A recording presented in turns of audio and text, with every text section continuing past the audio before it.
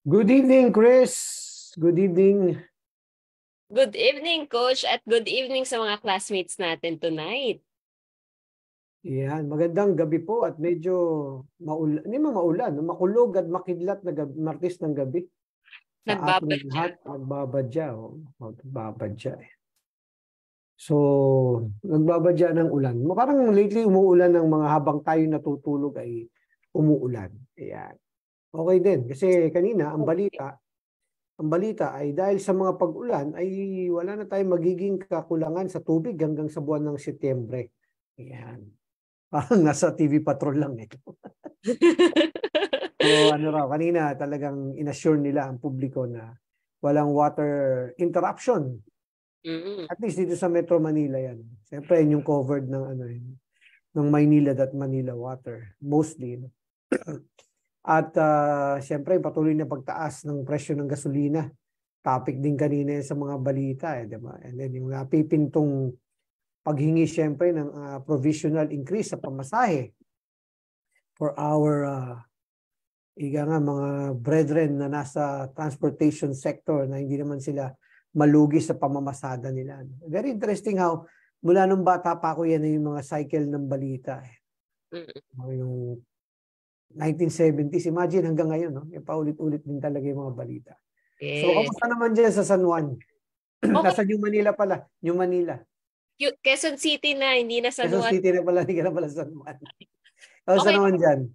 Okay na okay. Ito din, medyo kumukulog at nagbabadya nga. Pero ang sarap ng tulog, di ba, pag malamig? Ako, na-enjoy ko yung malamig na tulog eh. At syempre, ilang araw na lang ay lalabas na, no? Si Jose Marichan. Oh, parang kailan lang, January. Tapos ngayon, di ba? September na. Malapit na pong mag-September. Time flies when you're having fun. Sabi nga. So, speaking of having fun, no? Last week was a fun episode. Ang dami pong positive reactions at nagpapasalamat tayo sa lahat na nagbigay ng feedback, no? At papuri at pasasalamat kay Master Eugene Jacobe. No, yan sinasabi natin na with the years of experience comes a lot of friends in the industry and people na talagang na-influensyahan ni Master Eugene in one way or another. At nakakatuwa, nakaramihan ng mga komentaryo talagang papuri, pasasalamat, no, pagtanaw, no, ng utang na loob and etc. na nakakataba ng puso na ako mismo I'm honored to be to have had the opportunity and continue to have the opportunity to work with Master Eugene. Ayan. So top takeaways, Chris, from that fun episode that we had last Tuesday. I was lucky enough nga dito last episode, and I would like to share lang din na that's the most engaging episode na parang feel ko everyone and even yung mga classmates natin in the comment section is really buhay na buhay, no? Excited, and they're really sharing their own stories with Master Eugene Jacobe, di ba? And I'd like to personally extend my appreciation to, of course, to Eugene and to yung kanyang butihing may bahay, no, sa kanyang lovely wife na si Cheryl na talagang nag-personal message pa sa akin. That's very much appreciated. And ako natutuwa ako na the feeling is mutual, no. Ang dami niyang thank you for the kind words, and I agree with you, no. Si Eugene really is a person na pag hindi naman niya magbubuhat ng sarili niyang bangko eh. So I think that episode was a tribute not only to Eugene but to the countless number of individuals na tahimik lang na nagtatrabaho sa kusina, no? Wala sa spotlight, no? Hindi yung mga tipong celebrity chefs or yung alam ng mga front of the house managers, talagang mas ma-PR, but these are the people, the unsung heroes of the kitchen na talagang nagpapagana ng mga restaurant, no? Through their own expertise, no, and their experiences. Yeah. Batiin muna natin, kapatid, bago tayo tumuloy sa yung top takeaways, marami na naman tayong viewers. As early as now, maganda yung ating viewership. So magandang gabi po at maraming salamat si Coach Melody Isagire. Dapat to bumalik ka na, no? Parang you're due for part 2, no? Kung kamusta na yung Tapa Queen. No? Ay, Tapa King, no? Tapa Queen, siya yung Tapa Queen. No? And si Macken, nakita ko to kanina, magandang gabi sa iyo at sa lahat ng mataga What About Coffee. Victor Mempin, magandang gabi po. Brother, no? Diyan sa UK, mga taga UK yan. Ano? Si Eman Torres, magandang gabi po. Si Charlene Sarmiento, get well soon. No? May sakit to eh. pero nanonood pa rin at nag-aaral pa din. Yan. Si Divina De Ramos, magandang gabi po. At si Miss Mildred Estidola ng University Hotel. Ito, baka kilala, inabot mo pa yata ito, Chris, di ko sure, no? Pero kasama natin din to sa atin sa Shaky, si Joe Melvin Magallanes. Kung di ako nagkakamali. Kung may pagkakamali po ako, i-correct nyo na lang. Sa dami po na pinagtrabahuhan ko at sa maraming taong nakakwentuhan ko. Tama ba yung sinabi ko, Joe Melvin? Tama ba? So correct me if I'm wrong. Yeah.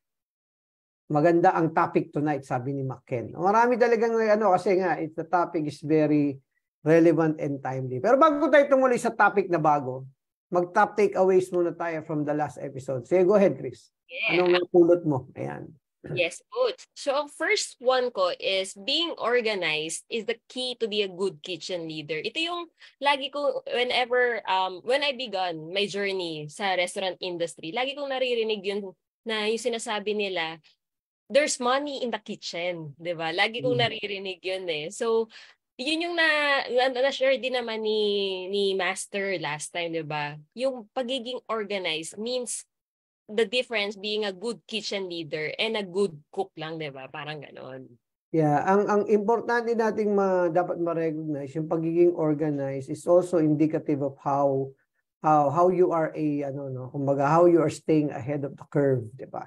Alam mo yung importansya ng preparation sa kusina, 99% about preparation and planning, no? So, ibig sabihin, critical thinker ka pagka nag-organize ka, no? Hindi yung tipong yung sumikat nung pandemya, 'di ba, si Marie Kondo, 'di ba? Ang principle lang naman nun is very simple, no? What are the essential things that you will really need? Ano yung nagbibigay sa iyo ng joy? And in this case, sa kusina, ano yung kakailanganin mo, no? It entails yung forward thinking, no? Ini-imagine mo, ini-envision mo, okay, ito yung kailangan, abot kamay ko. And believe it or not, kasi yung pagiging organized, it involves projection, no? Meaning, pino-project mo yung ano yung magiging mabentang item, ano yung magiging based on sa PMix, based sa prep sheet, no? It's a science by itself, no? In itself and by itself, no? The scientific approach, no? Kaysa yung papasok ka sa salang ka and then dadaanin mo na lang sa sa sipag at bilis, no? Ito, it's a more scientific approach. And yung impact niya, no, it also impacts yung profitability. The more organized your kitchen is, the higher the likelihood rather of you having a good food cost. Yun. Ganda, coach. Hi, my second takeaway, tatlo yung takeaways ko from last time eh. My second is you learn with enthusiasm. Everyone you meet, merong mai-impart na lesson sa'yo. And you pay it forward, di ba? Yung mga natutunan mo, you have personal touches in it. And then everyone you meet, pwede mo rin silang maturuan. Actually, makikita mo yung di ba, binibiro ko nga parati si Master, di ba, yung gesture niya na palabas, di ba? Giving out, sharing, no? So even that, yung gesture niya, sharing. And napakaganda ng pinunto niya because if you continue to add value to yourself, you can only do so by being open-minded and being open to feedback, being open to criticism even, being open to new learning, no? Hindi ba pwedeng, alam ko na yan. Yun ang simula ng pag-decline mo, pag sinabi mo, I know that already, no? Yung kalaban ng isang leader yun, yung pagka nag-assume ka na, alam ko na yan, hindi na ako makikinig. So it entails a lot of listening, observing, and all the positive things that you do aside from just talking and teaching, no? And then pag mayroong ang laman, kailangan mag-share ka. Kundi aapaw naman yan, di ba? So kailangan ina-unload mo rin, no? And it's, when you talk about yung first word na ginamit mo, enthusiastic learning, di ba?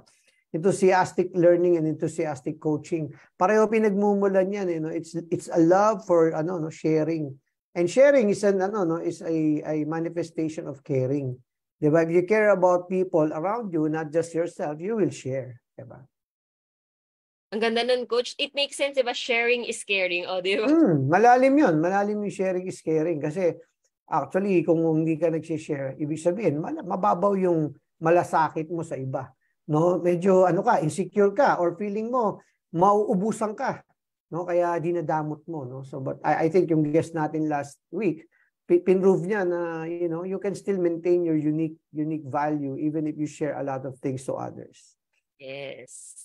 And lastly, and I think ito yung ramdam natin, yung puso talaga ni Master when he was talking. So when you chose, kahit hindi yan yung napag-aralan mo in college, ganyan, but whatever path you choose, you do it with love and passion.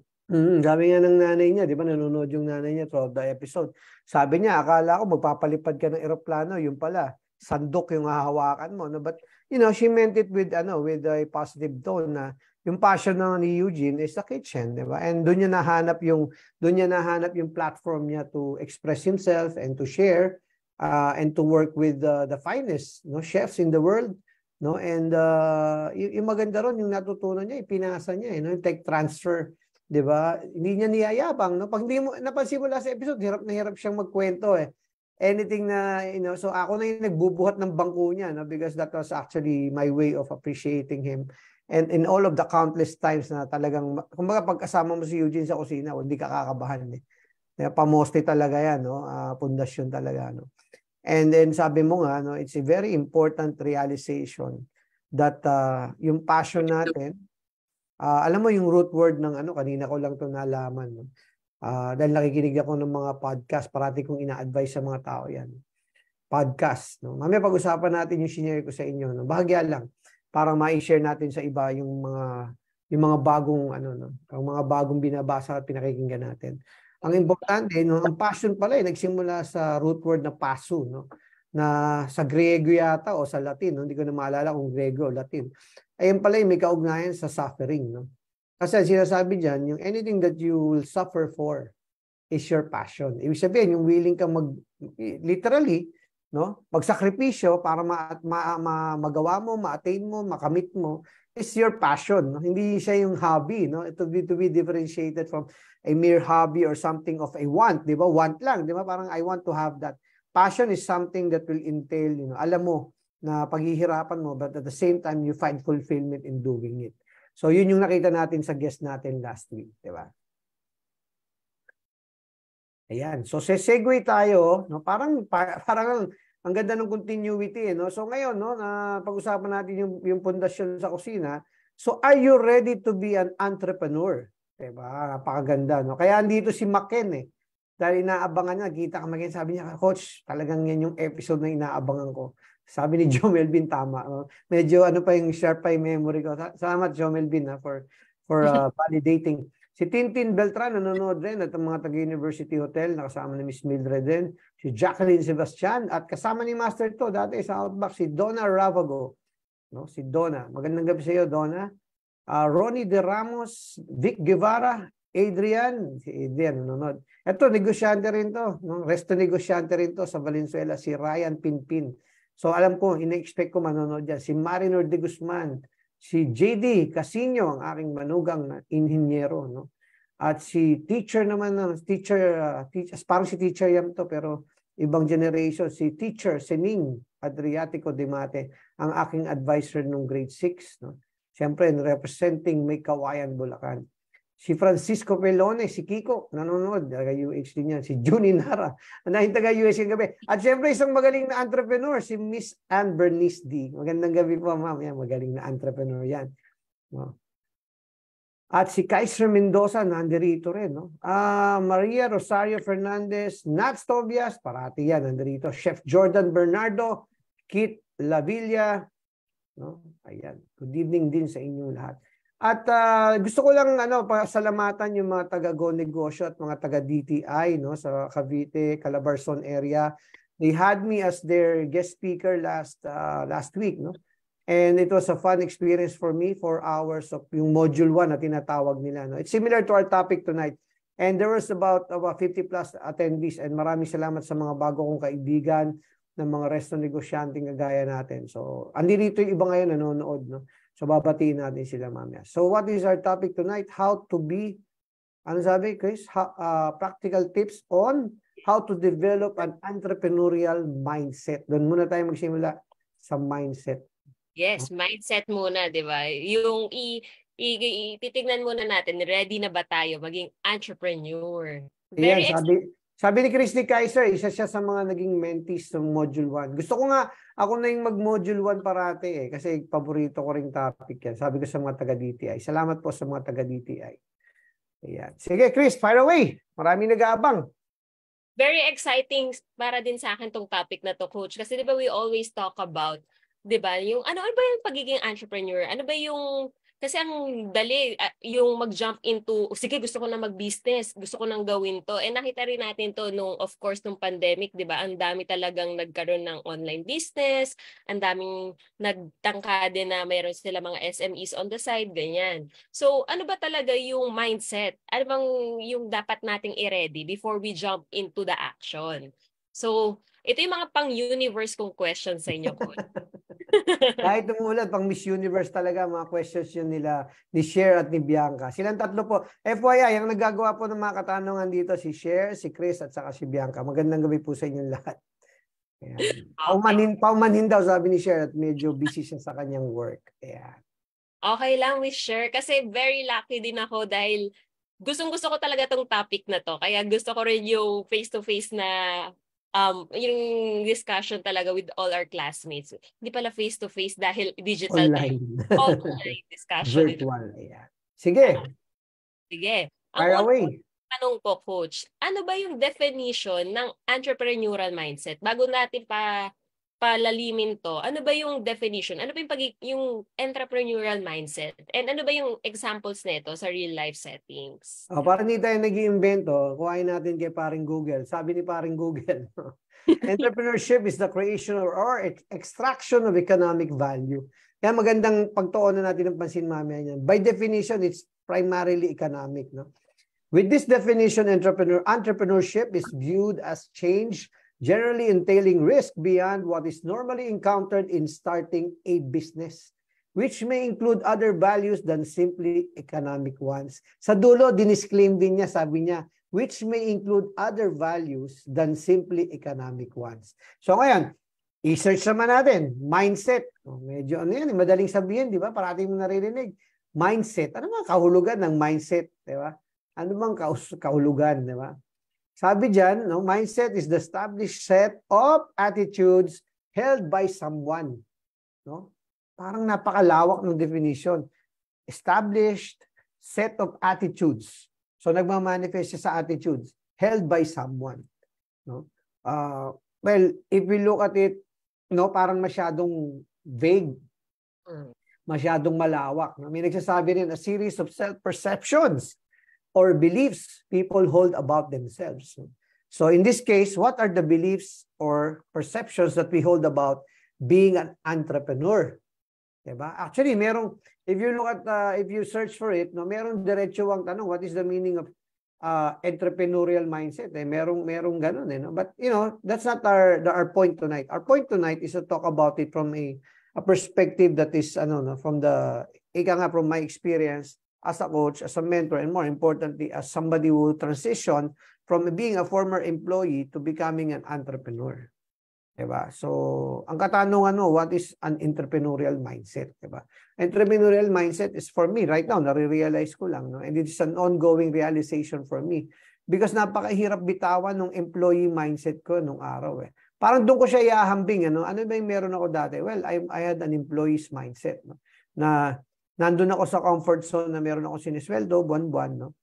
But at the same time, meron akong meron akong yearning. No? O meron akong hindi pa ganun kalalim, I would say nung 2009, no. And in fact nagnegosyo ko nung 2002, 2001. No, and I failed, no. But yung para sa akin, yung mindset ng pagkakaroon ng purpose to create value. Kasi na-realize ko yan, hindi lang economic value. Well, technically, it's economic value sa mga empleyado, magkikreate din sila ng economic value for their families. No? But akin lumawak. No? Kaya dinisign ko yung framework na people, brand, and business.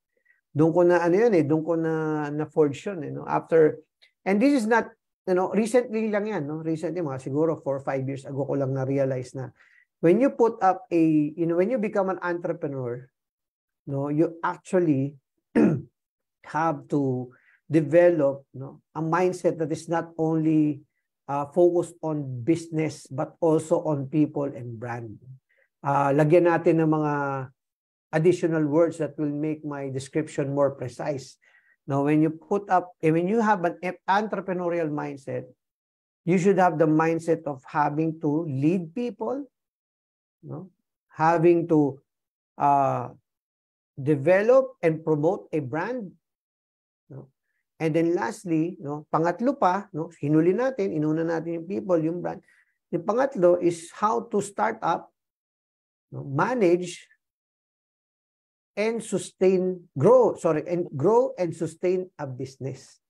No, napaka-importante ng mga action words na nilalagay natin because yun talaga yung gagawin mo. So kung wala ka nung tamang mindset o yung frame of mind, no, siguro yun pa yung isang definition ng mindset, frame of mind, na ito yung what it would entail to make your business successful, profitable, and sustainable, scalable. Singit natin yun, scalable and sustainable.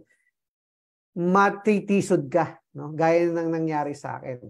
Akala mo, di ba, yung typical na, okay, magnegosyo ka, simulan mo, kahit hindi perfect. Totoo yun.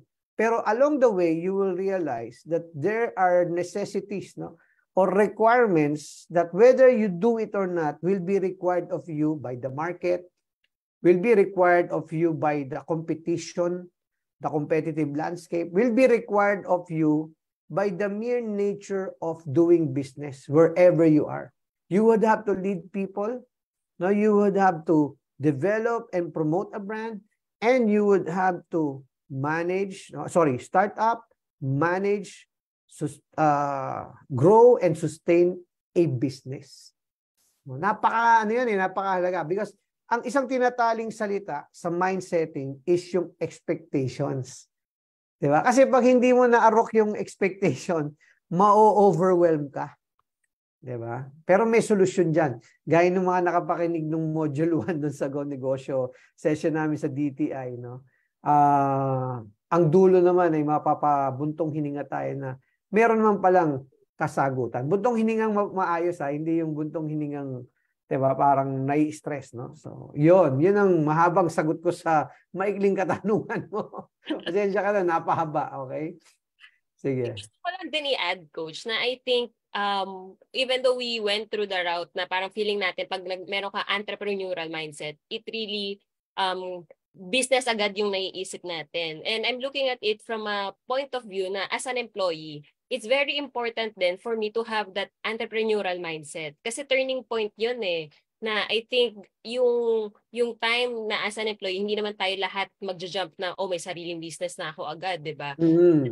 For us, ibang-iba yung difference mo when you do your task or yung mga expectations nga sa atin. Pag entrepreneurial mindset ka na, pero employee ka pa lang, di ba? You soar higher, di ba? Makikita yung difference, how you make the decisions, how you lead people, lahat, in everything that you do. Nagma-manifest siya kasi nakikita na iba na how you look at it Kasi pag mayroon kang entrepreneurial mindset while you're still an employee, you act as if the business is your own. Di ba? Yan. Pagandang binanggit mo yan kasi ang ninuno ng entrepreneurial mindset is sense of ownership. Malasakit.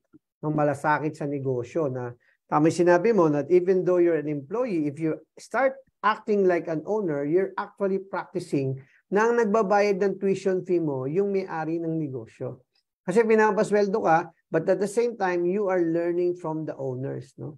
Sabi nga natin, di ba, learn from other people's experiences. So yun yung magandang payo sa mga taasang kamay ng mga empleyado ngayon na nagtatrabaho sa kanilang mga kumpanya. That is why you always cherish the moments that an owner actually talks to you or engages you in a conversation from a business standpoint. Kasi sila nag-take ng risk pero you're learning from the risk that they have taken. No? So wala pang bayad, no? Wala pang gaanong risk. So yun yung pinakamatalino or strategic way of learning about business. Is while you're an employee, you already start developing an entrepreneurial mindset and more importantly, entrepreneurial behaviors.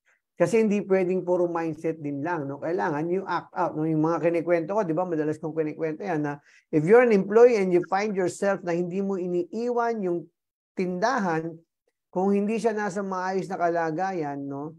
Ang pinaka-rough translation talaga, no, pero very accurate is malasakit. Yun na doon nagsisimula. Kasi kung kaya mong gawin yun sa isang negosyo na hindi ikaw ang may-ari, no, I'm pretty sure gagawin mo yun pag ikaw na may-ari ng negosyo. Diba? So, diba, it makes a lot of simple sense, no? Very simple lang siya pero it makes a lot of sense na habang empleyado ka, you start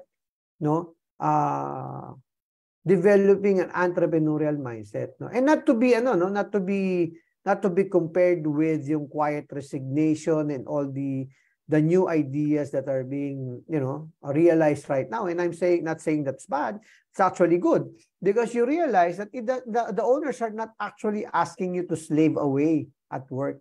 If you can find an easier way of doing things, mas matutuwa pa yung may-ari because nobody wants the pleasure of, I'm sure yung mga magagaling na may-ari ng negosyo, yung mga entrepreneurs, hindi naman nila gustong nasusunog yung physical, mental, and even sometimes yung emotional capabilities ng mga empleyado nila while doing work. Kasi alam nila that eventually, that will not be healthy for the organization as well.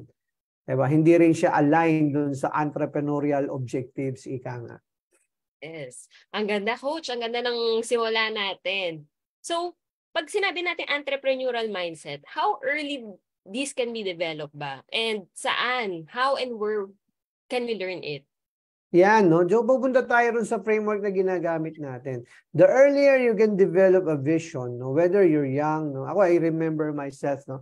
I think naikwento ko na to, no? Hindi ko alam kung siguro yung environment plays a lot of it, no? A big role. Kasi ang namulat ako sa paligid ko, entrepreneurs, no? Lolo ko was an entrepreneur, my lola was an entrepreneur, no? Pero ang lola ko, combination of entrepreneur and farmer yan, eh.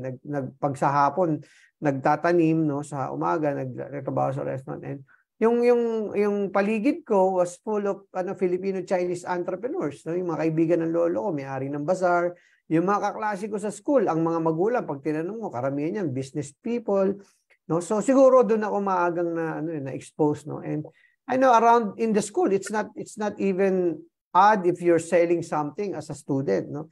Ako, I was selling stickers, no? Kasi sumasama ako sa lola ko sa Divisoria and I buy yung mga stickers. Nakita ko mahilig sa sticker yung mga klase ko, yung mga robot, no, mga Voltes 5, so binibili ko sa Divisoria and bibenta ko, no? But hindi ko natuloy-tuloy. And eventually it's easy to rekindle, something that's within you. Pero ako sa totoo lang ang purpose na pinanggagalingan ko was na-develop na lang into a more specific purpose eventually, but ako yung yung simpleng pangarap na mas maging maganda yung future. No, doon nagsimula lang yun that you realize, no? And eto, marami tayo kasi na sinasabi ko nalilibang tayo sa pagtatrabaho. And walang masama, no? Kung hindi naman, kaya lang ang realization mo, hindi naman tayo lahat magiging vice president. Hindi naman tayo lahat magiging president or AVP or regional director or director, hindi lahat, di ba? So as the employment ladder goes up, mas nasasala yan eh. Di ba? Kung 1,000 kayo nasa manager level, pagdating ng director, magiging 100, pagdating ng so on so forth. Yun yung mga bagay na na-realize ko lang, no? And I can only speak from my personal experience na. And then I thought of the future. Paano pag magre-retire ka tapos wala kang passive income, no? Paano kung ang means ko lang ay yung pagtatrabaho, no? And the reality is you will get old, no? Lalo sa field natin, di ba? I mean, hindi ako pwedeng hanggang at the age of 60 nagjo-duty pa ako as a manager or nag-iikot pa ako sa tindahan as an area business leader, no? I think there's a graduation, and na-realize ko since walang malalaking benepisyo sa industriya natin, no, I think ang dulo talaga inevitable is to have your own restaurant. So doon nagsimula yung ganung pag-iisip lang, no? And madidevelop yung ganung mindset when you're surrounded by entrepreneurs as well, if you're surrounded by people who will support you, no? Yung hindi kikitilin yung pangarap mo, di ba? Hindi yung kokontrahin, di ba? So very important side note din yun. Tango lang ako ng tango, Coach, kasi yung journey mo, I think a lot of us can really relate to that. Kasi for me din naman, I grew up, yung environment for me is a really big factor. Kasi I grew up, my mom, di ba, nagbebenta siya ng isda sa palengke. So yun yung kinalakihan ko. And then yung grandma ko, yun din yung kinakabuhay niya. So early on, na-click na sa akin na parang, if I want to have, kunwari, pag summer break namin, nung bata pa ako, kung kunwari gusto kong meron na akong pambili ng laruan, ganun pala yung mga wise ko nun, yung mga goals ko, magtitinda ako. So magtitinda ako ng ice cream sa palengke nung bata ako. And then after that, magkakaroon ako ng ipon, di ba? Tapos I can buy more. So very important factor talaga yung wise natin kung dun sa pag-develop nito eh. Ano yung reason why you want a better life, 'di ba? You want to retire early or something like that. So, sobrang relatable, and I think everyone is going through the same journey while we're going through the episode. Yeah, I mean, consciously or subconsciously or unconsciously, kung ano man consciously yung pinili nyo, no? Kung all of the above, pwede rin naman. You will realize that it all begins with a clarity of purpose. Ano ba yung, kung alimbawa, biyayaan ka magka-negosyo ka, ano ba yung purpose mo o yung intention mo, no? Sa akin nung araw, interchangeable until I finally settled na, okay, mas talagang, mas descriptive yung purpose kaysa sa intention eh.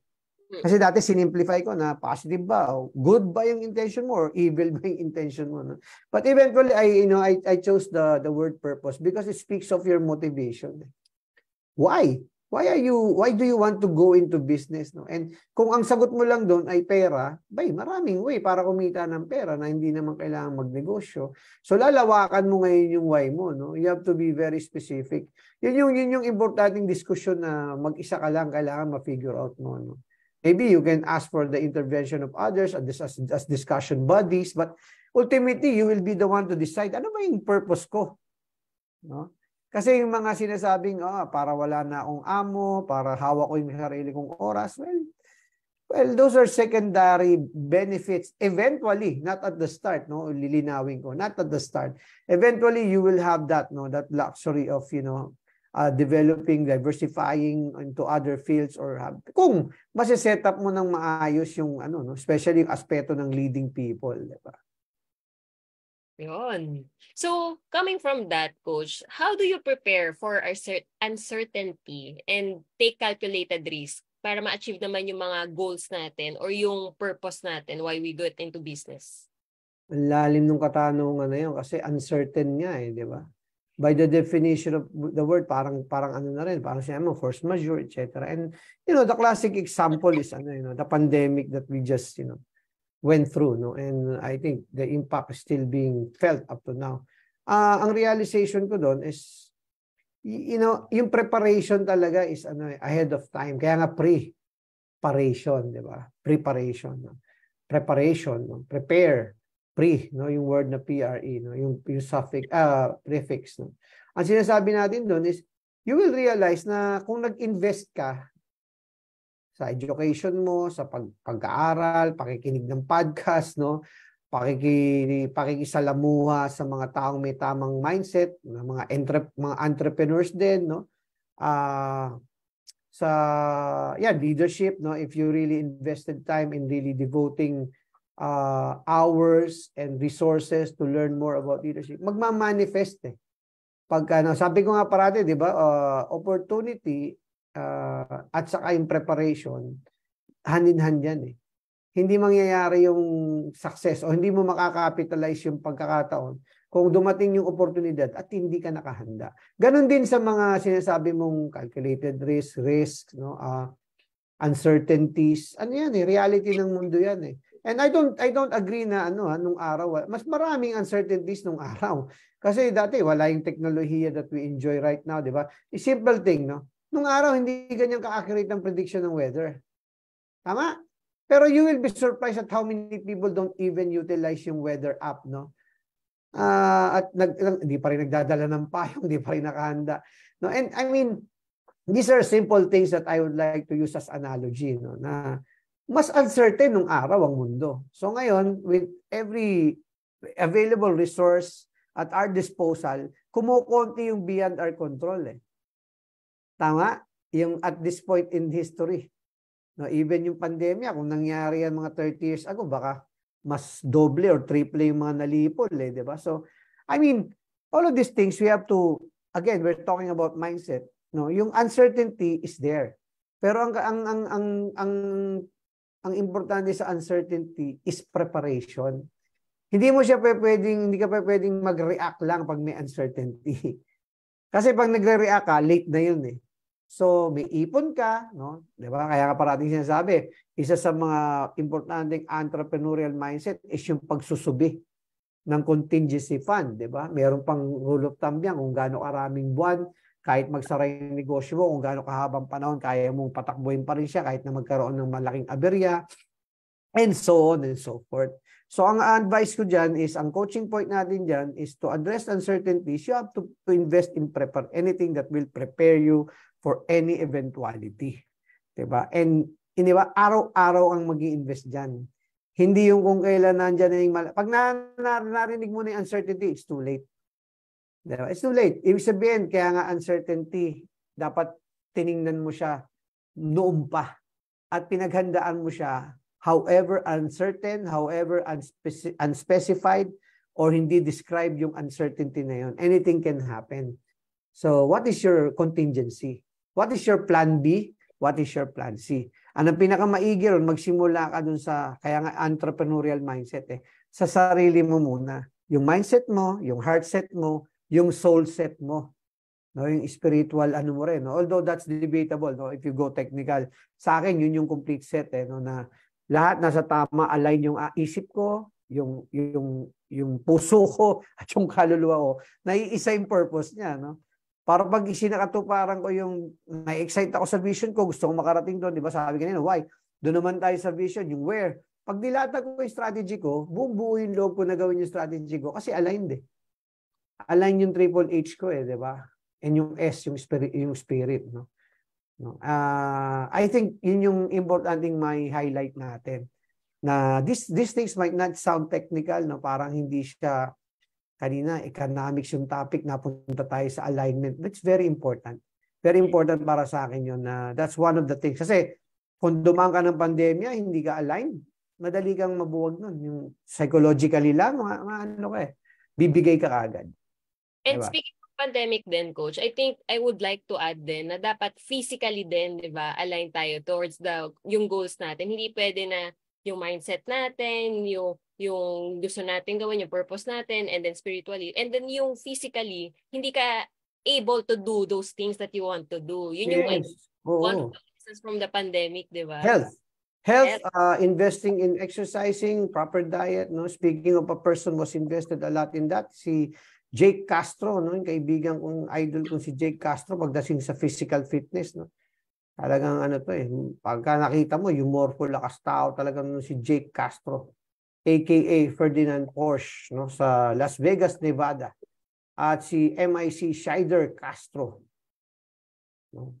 At si Coach Donald Tenorio nandito, kasama rin si Master Eugene Jacobi, no. At si Elwood Torres is also watching, si Ran Dawson, at yung isa nating naging guest din dati rito, no, yung may-ari ng Leon, si Mr. Leo Benson, narito po siya ngayong gabi.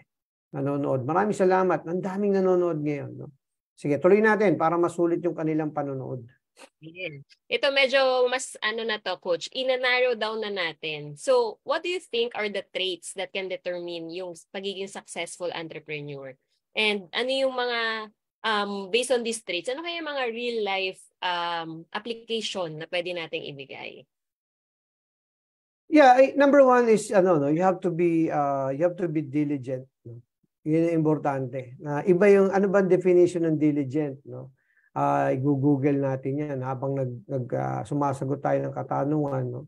Magmumultitask ako para hindi tayo magkamali, no. Having or showing care and conscientiousness. Ang lalim no. Conscientiousness in one's work or duties, no. Parang naiisip ko sa diligence yung yung commitment to excellence, attention to details, no. Pero ang dulo nun binalik niya, having or showing care and conscientiousness in one's work or duties, no. And duty, when you talk about that, it's your duty not only to yourself, to your family, but to the world, no, to the society, no. Ang lalim na, no. So babalikan natin yung katanungan mo. Ano yung traits, no? Number one, kanina binanggit natin, no? It's the recognition, that wider mindset that I'm not just going into business. So whatever it is that, kung ano man yung feeling ko, strength ko, nire-recognize ko that I would need more than that strength to make this business successful. I'll give you an example. No, simplify natin. People, sabi ko, anong verb yung dinugtong natin sa people? Lead. No? So if I'm not a good leader yet, I have to shape up as a leader. No? Sa simpleng definition ng, di ba, i-categorize natin, unacceptable, basic, desired, excellent. Where basic is 100%, no? Desired is 101 to 105%, excellent is 106% and above. No? Para meron lang numerical value, para madali nating maarok, walang confusion. Anything below 100% is unacceptable. Masyado yatang mataas yung standard. Well, kung hindi mo isa-set ng ganung mataas yung standard mo, then kakainin ka ng mga competition na mas mataas ang standard sa'yo. So, isa-segue ko ngayon. Isa sa importanteng role ng leader at entrepreneur, pag pinagsama mo, leader na entrepreneur is setting high standards. No, because alam niya, yun yung requirement ng market. Yun yung requirement ng competition. For you to be preferred, kailangan mataas standard mo. Quality, no, understanding of what delivers value, no? And yung pagsasabuhay ng values, pinag-usapan natin yan, di ba? No, mamaya, babalikan natin yan. Ito, importanteng kataga, no? Unique values and value proposition. Yun yung pangalawang sagot doon, Chris. It's determining, and if you need to develop it, develop your unique values and value proposition that would differentiate you from the competition and would give you that sweet spot na tinatawag, sabi nga ng Harvard Business Review, di ba? The sweet spot, no? Ano yung kailangan ng merkado na dinideliver mo consistently at an excellent level na hindi kayang i-deliver nung kalaban mo at an excellent level. Oh, totally hindi niya mabigay. Diba? Andiyan yung mga intangibles, hospitality, service, no? Signature dish, signature experience. Diba? A profitable, scalable, and sustainable business model. Kinondense ko na. Kinondense ko na yan. Pero yun yung unique values mo na nagtatranslate into economic value for the stakeholders ng negosyo mo. Because you would have to remember, lahat ng mga nag-invest, kung hindi mo solo yung investment mo, lalo kung solo mo pa kasi pera mo yan wala kang kasosyo, you owe it to yourself na ma-deliver mo yung economic value that is needed para magkaroon ng returns yung negosyo mo. Otherwise, malulugi ka. Ganun lang kasimple yun. So number 2, no? Number 1 is yung diligence, no? Number 2 is yung pinag-usapan natin kanina is the recognition of that, the totality of what is needed, no? Saan ako dapat maging diligent, no? And consensuousness, sabi nga, mas magandang term yung consensuousness sabi ng diksyonaryo, no, consensus, wishing to do what is right. Yan, no? Napakasimple ng definition, no? Especially to do one's work or duty well and thoroughly. Di ba parang banggit natin ganyan, attention to detail, no? Attention to quality, commitment to excellence, no? Pero alam natin, pag tinag-usapan yung values, di ba? Ito, alam na to, Chris, kabisado mo na. Yung 5 values, kung tatanungin ako, nung module 1, senior ko to kala Kaiser, Kaiser Mendoza, yung nakikinig ngayon. Sinabi ko sa kanila na, and sila Simon Tess, yan, yung mga naging mentees doon. Pati yung mga taga-DTI, sinabi ko na 5 values that I think are very important sa isang entrepreneur. No? Number 1 is the attitude of gratitude. No? Number 2 is yung, di ba? Ano yung pangalawa? Yung purpose or motivation, di ba? Kasi kung wala kang attitude of gratitude, mahihirapan kang i-define yung purpose mo Di ba? Kasi hindi mo pa alam kung ano what you appreciate and what you don't appreciate in life, di ba? And then when you have that attitude, thankfulness, and then you know your motivation, and which, sabi ko nga, itong 5 values na ito, hindi pwede ibigay sa ibang tao. Di ba? Ikaw lang makapagbibigay sa sarili mo, magdidesisyon ka na I would, clarify my purpose. I would be thankful, I would clarify my purpose, and then you would proceed to number 3, which is discipline. No? Ang dami akala tumatalong sa discipline disiplinado ko. Okay, define kung saan ka disiplinado. Paano mo nasabing disiplinado ka? What if you're disiplinado pero hindi naman pala essential sa negosyo yung mga bagay na disiplinado ka? Diba? And that yung doon ka nakafocus. Diba? Trabaho pala ng follower yung pinagtatrabaho mo, hindi trabaho ng leader. So, diba? So, Discipline, no, sabi nga natin, there's no such term as self-discipline. In the same manner, there's no such word as motivational speaker. Inspirational speaker lang, kasi the motivation, the decision you have to make on your own. And then yung self-discipline, if it is not if it is not from the self, it's just obedience. Kahit aso kayang gawin yun. I'm not condescending sa aso. Ang sinasabi ko lang is to illustrate na lahat ng forma ng disiplina galing sa sarili yan.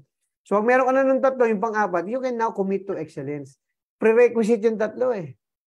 Diba? And then when you're committed to excellence, andyan yung attention to detail, no? Commitment to quality, hindi ka na naglalabas ng platong sablay, no? And hindi ka na kumukurap pag kailangan i-waste yan dahil expired yan, out of shelf life, no? Mali yung portioning, mali yung procedure, ulitin natin yan, no? Hindi ka na kumukurap eh.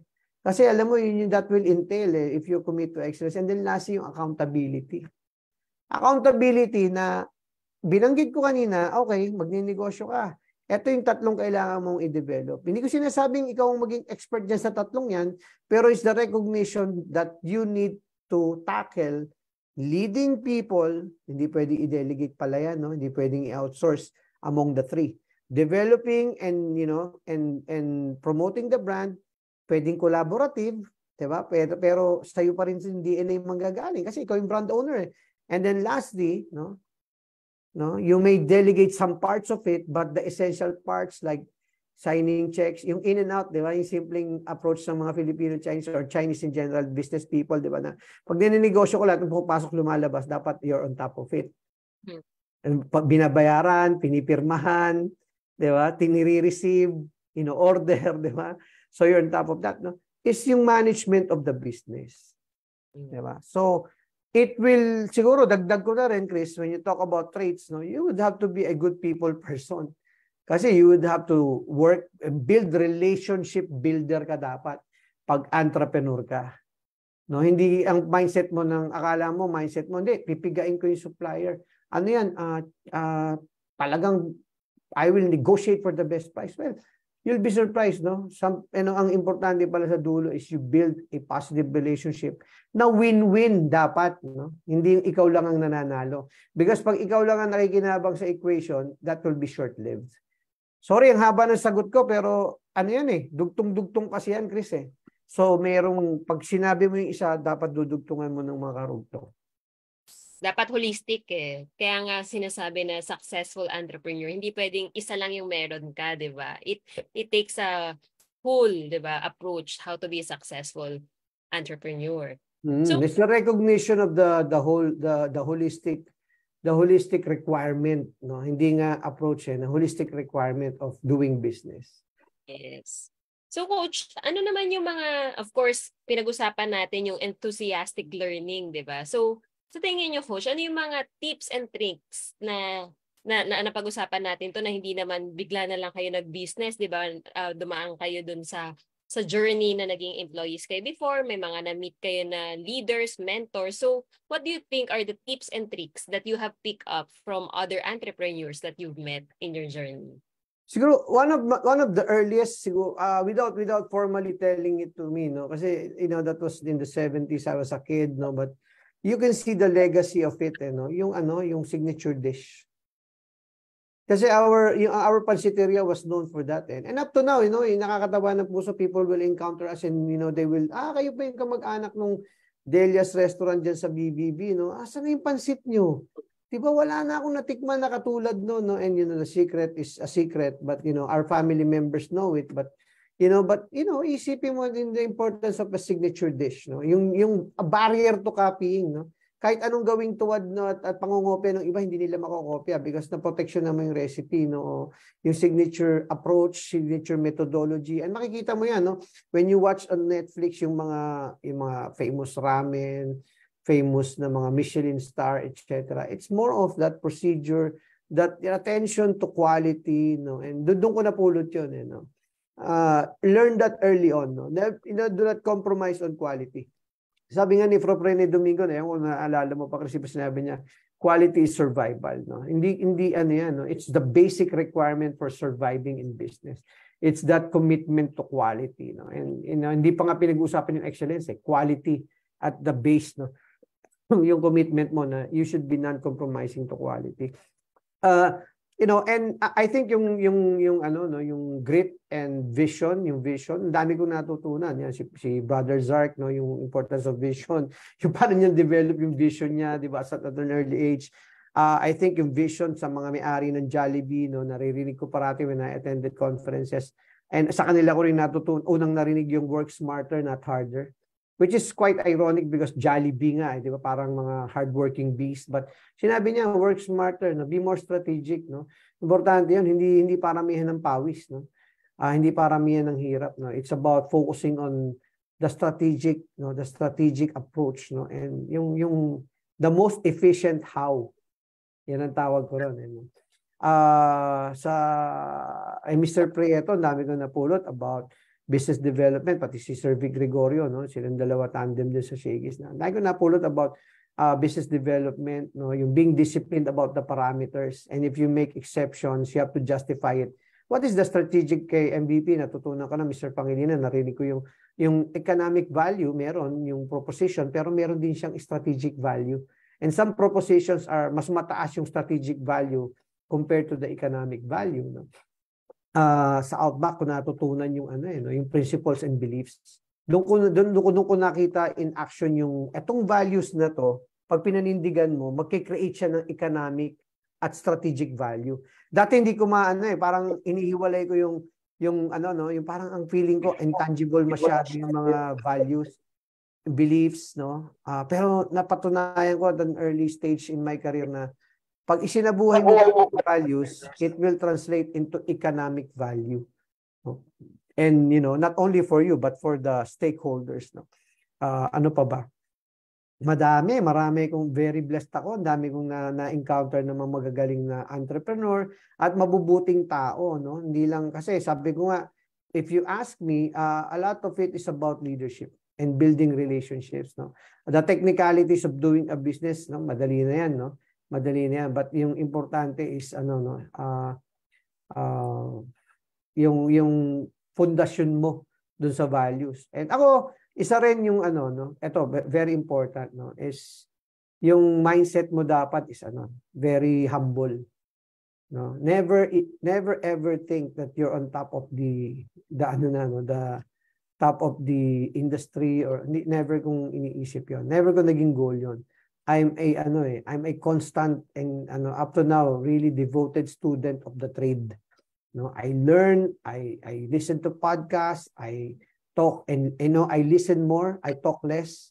Now ito, of course, pagka meron tayong episode, I have to talk, no? But most of the time I observe, I listen, no? It's that important balance of trying to understand na okay, meron kang confidence from the strengths that you have developed, but you also recognize that you have to be a great collaborator. Doon pumapasok yung building relationships. Hindi pwedeng transactional. Hindi ka ba pwedeng user ka lang. Kailangan nagbibigay ka muna. Ikaw muna magserbisyo, no? Without any unconditional yun, no? Serve. Pay it forward. Without expecting anything in return, and good things will happen because you're contributing to the betterment of the industry, no? Otherwise, hindi ka naman magtuturo sa mga bata. Ibig sabihin, wala kang pakinabang, hindi mo tuturuan. So, I'm happy to have pala, Chris, andito rin si Joey Katipon, no? Si Gerard Flores, si Nikki Magsarili, at ito, kumpare, pinsan, no? At mahal na mahal ko to, si paring Obet de Leon, bonus, no? Obet, no? At get well soon kay Lola Miling, sa aming minamahal na Lola. Yan. Tuloy mo, Chris, ang mga katanungan. So, very connected to doon sa kaninang questions ko, Coach. So, throughout that journey, ang dami niya nang pinagdaanan being an entrepreneur. What is something that you wish someone had told you earlier? Mahirap sagutin sa akin yan kasi ang mindset ko sa ganyan, I don't regret anything.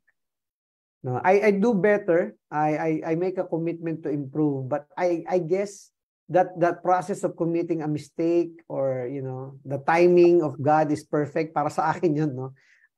Para sa akin ganun yun, that you go through those things for a reason, 'di ba? Na like ako, parati ko naman sinasabi to, I didn't even consider myself as an entrepreneur talaga, no, not until 2016.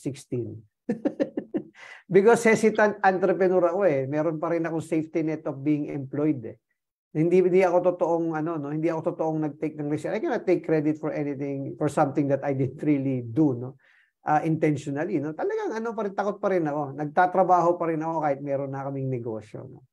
And that's part of the things that we have to unlearn from the upbringing that we have had, 'di ba? Kasi ang education natin was meant to be, ang mindset nung araw, 1970s, particularly 1980s, maghanap ka ng magandang kumpanya, baka nakahanap ka ng magandang kumpanya, diyan ka na mag-retire, malaki retirement pay mo, no? Yun na yung but I think yung yung image sa parating kong pinapakita, Chris, 'di ba, yung mga isda na nasa fishbowl and then may isang isda na tumalon papunta nun sa bagong fishbowl na walang ibang isda, no? Yun yung I think that's what I owe, the Lord for all the blessings and opportunities that He has given me to pioneer something for people who can relate to my experience, so that they can, that I will serve as as an example, and I can, give them yung mga hacks and shortcuts. Oh, wag ka na dyan dumaan, tinagdaanan ko na yan, mali yan. Oh, wag ka na dito, di ba? So, I think wala akong forgive me for not answering that question directly, but I don't want to look into things na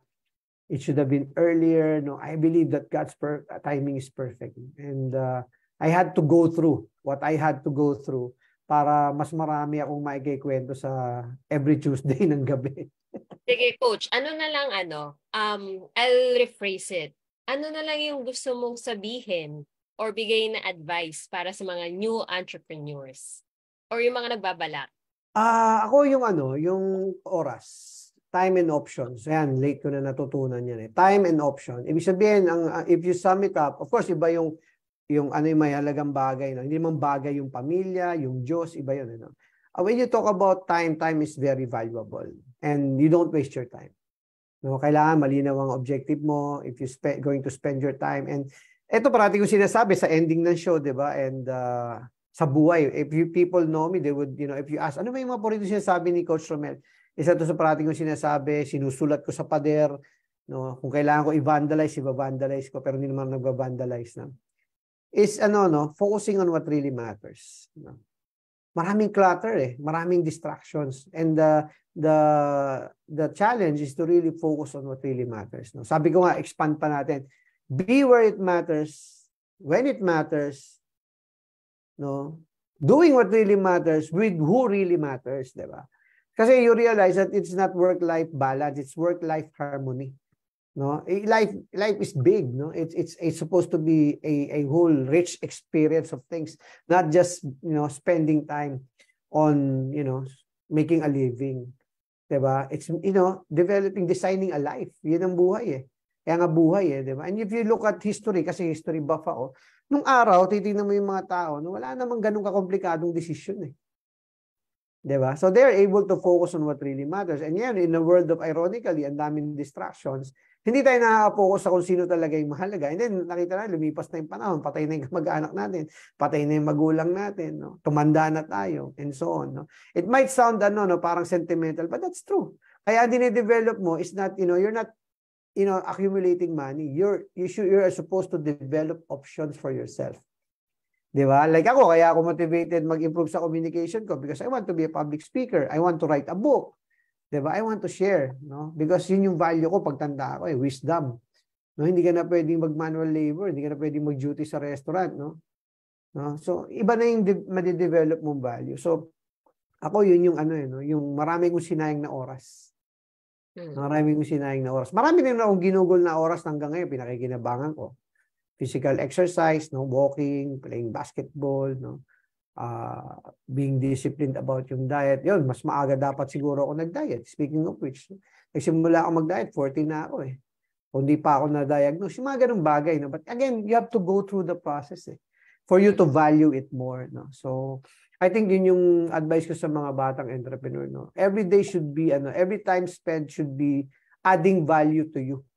No? Hindi ko sinasabing walang fun, no? Fun add value to you kung tamang form of fun, no? Kasi it gives you yung needed balance, no? So I think you should be more strategic and spend in time ang pinaka-valuable. And it's finite, no? Hindi mo pa alam kung kailan matatapos. So yan. No? So, maraming salamat kay Norman Zamora. Ka-meeting lang natin to kanina. Nandito siya from SM. Of course, one of the executives of SM and a good friend of mine from college days. Si Herbert Mendiola from high school naman to, Notre Dame of Greater Manila. Yan ang aking idol sa heartthrob yan nung high school ako. So, sabi ko, balang araw gusto ko maging kahit kalahati lang ng itsura ni Jigger Mendiola. Ayan. Si Kim Esteves nandirito rin. Magandang gabi sa inyo. Yun. Ang laman ng ating ngayon. Ang dami kong nasulat, ang dami kong na-type na notes dito sa gilid natin. And it's Nagulat nga ako, Chris, 9:26 na pala. Na ang bilis ng oras. So, pwede siguro natin gawin yung part 2. Sa Rexon Villa, ito, ano ko rin to, gustong-gusto ko yung ano na ito, yung determination to improve. No? Congratulations, Rex. No? Nakita namin yung pag-mature, pag-grow. Ang galing ito sa Rex, no? Aming store chief sa San Pablo. No? So, pakita natin yung ating resto quote for the week. No? Ito, paborito ko to, si Jim Rohn. No? Sabi ni Jim Rohn, no? You have two choices. And you can make a living, which is, the norm, no? What a lot of people do, or you can design a life for yourself. Di ba? Ang laki ng difference. No? And I think entrepreneurship is about that. It's designing a life that is not just for you, but to help society. Kasi yun ang magandang benefit ng entrepreneurship. Nakakapag-create ka ng jobs. No? Nakakapag-develop ka ng people. No? Kung nag-i-enjoy ka sa ginagawa mo, you actually see the direct impact of your business to the community. Diba, Chris? Yes. Ang ganda. Ang ganda ng resto code natin for the week. Jim Rohn. Yeah. Okay, Chris, it's time for us to say our goodbyes, but you may share with them your insights, your parting words. So, maraming salamat ulit, coach and classmates, for having me for this episode. Sobrang nag-enjoy ako. Hindi nga natin napansin, coach, 9:27 na pala. Ang bilis ng kwentuhan. Sabi nga ni Maken, 1 hour na pala agad. Thank you, coach. No? Gawa natin ang part 2 next week kung talagang kung bitin. No? I will review kung na-cover natin yung lahat ng essential. Sige, Chris, go ahead. Sorry, na-interrupt kita. And it flows so easily. The discussion flows so easily because I think we talked about something that's very close to your heart, but still relatable to everyone, di ba? Kasi nga yung pagiging entrepreneurial or developing that entrepreneurial mindset, it's not only about having a business now or ano ba yung gusto mong gawin in the next 1 or 2 years, but it's really about yung mindset. You have to ready yourself for the mindset before you jump into the house, di ba? Yes. So, head, heart, and hand. Ang ganda, coach, kasi we tackled yung whys ngayon eh. And I think we have to delve into that deeper kasi ang ganda nung naging flow nung discussion, and I think ang dami pa nating kwentuhan that we can get. So ano ba talaga yung entrepreneurial mindset na yun, and how do we feel like kailan tayo nagiging ready? Yan. So, sayang at wala na tayong oras ngayong gabi, pero sabi nga natin, ngayon pa lang, i-develop na natin yung part 2. Sabi ni Maken, yes, si Pastor Alain lang, nandirito siya. Maraming salamat, Pastor Alain, serving the community in a different way, spiritually. Maraming salamat sa iyo at sa iyong mga kasama sa Keisho.